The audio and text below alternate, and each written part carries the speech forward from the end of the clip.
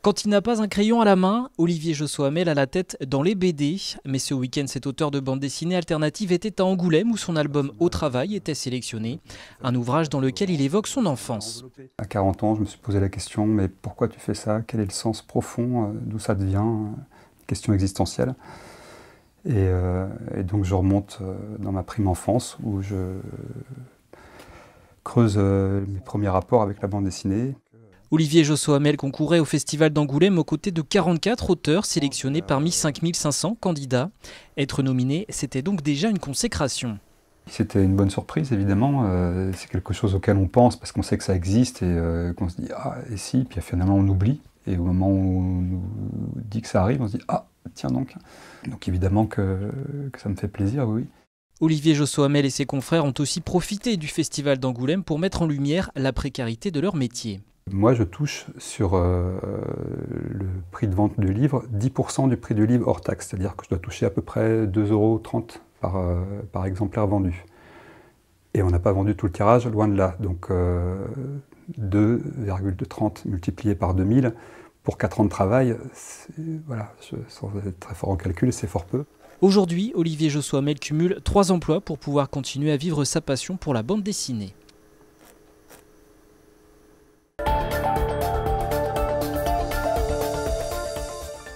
13 mètres de long, 2,46 m de large, 30 mètres carrés habitables, ce premier camion en urgence prendra la direction de Paris. Pris en charge par l'association Aurore, il accueillera 8 femmes SDF. Donc là, vous avez une première remorque qui est équipée de 8 lits, WC, douche, lavabo. Elle est en autonomie quasi complète puisque globalement on gère les eaux usées et les eaux propres. Il ne reste plus que la partie électricité à amener au camion et on a un habitat d'urgence mobile, disponible et mobilisable très rapidement partout en France, voire dans le monde. L'avantage d'utiliser un camion frigorifique, c'est qu'il est conçu pour transporter des produits sous température dirigée. Donc c'est un véhicule qui est très isolé. Et ces véhicules ont une durée de vie de 12 ans, ils ne peuvent plus faire de transport au bout de 12 ans, donc c'était une façon de les recycler. 3000 remorques sont ainsi renouvelées en France chaque année et pourraient potentiellement être transformées en logements.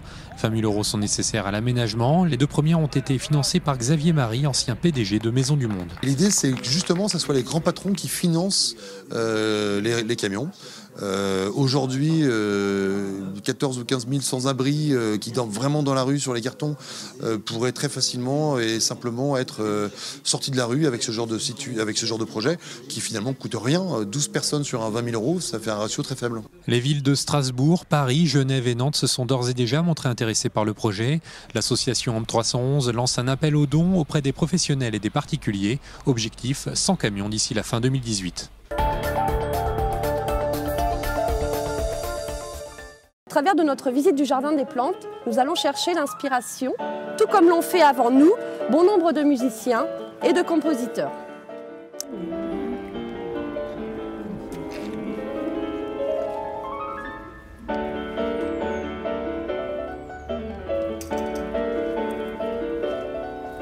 Donc ça, c'est une œuvre qui date de 1876, Tchaïkovski, Les Saisons. Donc il énumère comme ça le janvier, février, mars, avril. Et j'aurais pu choisir janvier au coin du feu, mais j'ai choisi février et le carnaval, voilà, pour que ça soit un peu plus festif. Les musiciens, les compositeurs se sont inspirés donc, de la nature, des sons, mais aussi des petites choses qu'ils rencontraient, je sais pas moi, des graines, les maracas, il y avait plein de choses comme ça. Donc voilà, donc c'était pour un peu pour leur présenter ça. Je vais commencer par vous faire écouter le chat, avec ses pattes de velours.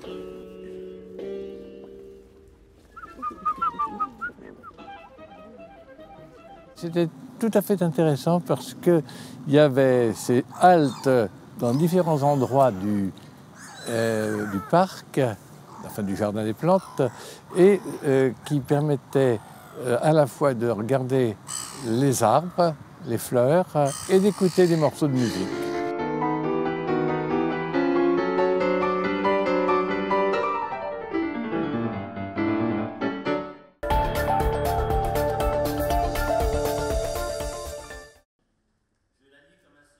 Nous aurons sans doute un démonstrateur au printemps d'une navette autonome, donc navette électrique bien sûr, mais autonome, sur un petit parcours pour simplement faire un démonstrateur de ces nouvelles possibilités. Il y a un événement à Nantes qui va s'appeler au niveau de la carrière Misery, qui est Nantes se réinvente, c'est je crois le titre, et qui veut faire un petit peu un panorama de ce qu'est peut être la ville de demain. Et donc parmi les éléments de la ville de demain, il y a des éléments de la mobilité, et une navette autonome, ce sont des petits véhicules électriques qui circulent sans conducteur.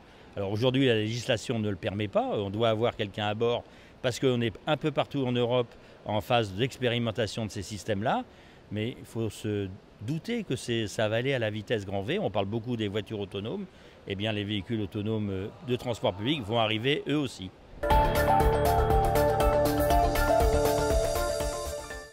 Comme beaucoup d'élèves de son âge, Tréfine se pose beaucoup de questions sur son avenir.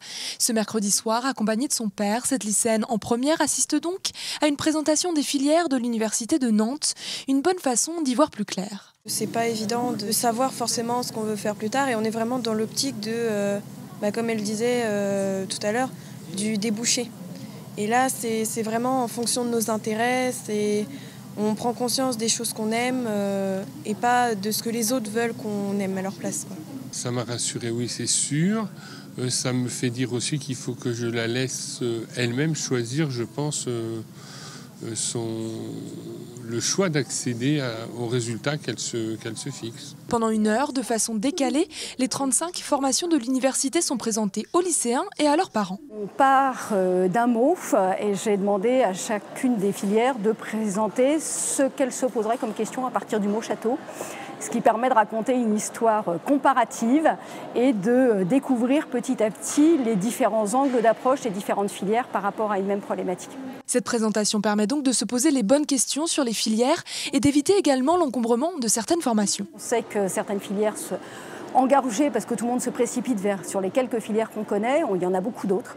Et donc c'est véritablement un élément d'égalité des chances. Une rencontre qui prépare également au mieux les portes ouvertes de l'université qui auront lieu le samedi 10 février à Nantes et le samedi 17 février à Saint-Nazaire et à La Roche-sur-Yon.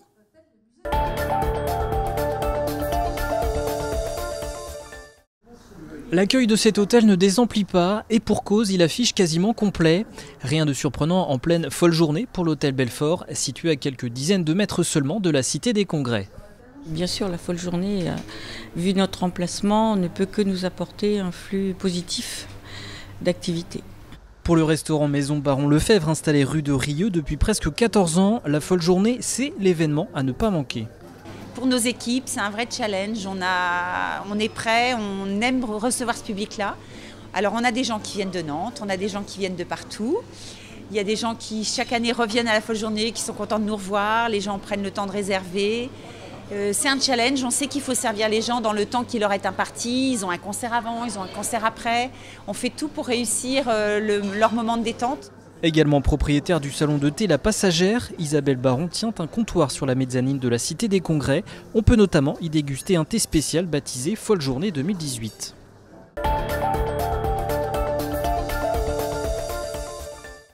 Près de 60 kg par habitant de Loire-Atlantique, voilà ce que représentait en 2016 le tri des déchets recyclables. Sur ces 60 kg, 43 proviennent du tri du verre, 17 des emballages. Un chiffre en hausse de 2% entre 2015 et 2016 selon les résultats établis par l'organisme Citeo. Le département reste toutefois en retard en ce qui concerne l'extension du tri à tous les emballages. Seuls 7% des habitants de Loire-Atlantique peuvent mettre sacs, pots et barquettes dans les sacs jaunes, contre 81% des habitants de la Mayenne par exemple. Les Pays de la Loire restent toutefois un bon élève en termes de tri, avec une moyenne de 63 kg de déchets triés par habitant, contre un peu moins de 48 kg au niveau national.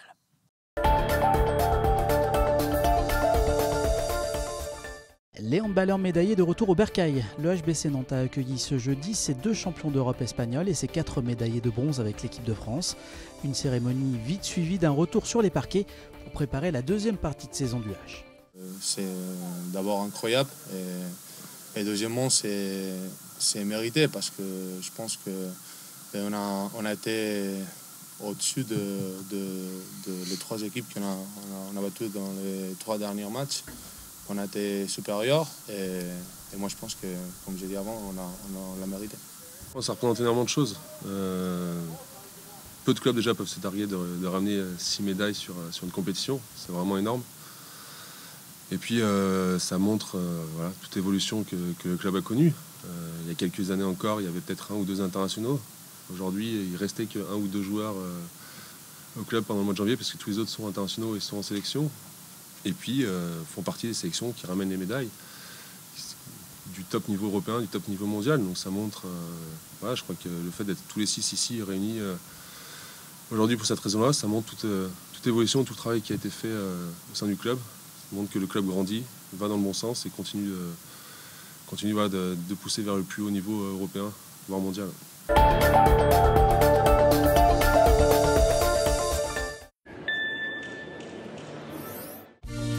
crois pas, non, non, non. On pourra toujours vivre ensemble. Ne crois pas. Et partout. C'est un album de métissage. On a beaucoup d'histoires en fait avec ce groupe, ça fait 15 ans qu'on existe. Donc là c'est notre sixième album qui sort. Et on avait envie sur cet album de prolonger une recherche qu'on avait déjà commencée dans l'album d'avant. On avait arrangé des morceaux dans plein de styles différents, qu'elle allait chercher entre l'Europe de l'Est, le reggae, la musique africaine. On avait mélangé plein de trucs, il y avait un côté un peu fourre-tout. Et sur cet album on s'est dit bon allez, on prend une direction très claire qui est vraiment cette direction de cette musique africaine, ou en tout cas métissée, syncopée. Il vole sur les mers et danse sur les pistes. Son sourire amer nous dit qu'il est triste. Je suis allé à la recherche de grands chanteurs qui valideraient un petit peu par leur nom notre musique. Et donc voilà, on a eu la chance d'inviter Christine Salem, qui est une spécialiste du Maloya de l'île de la Réunion. On a invité Sekouba Bambino, qui est un grand griot de Guinée-Conakry. Et donc cette fameuse chanteuse Mamani Keita, qui a fait un duo avec moi sur l'un des morceaux.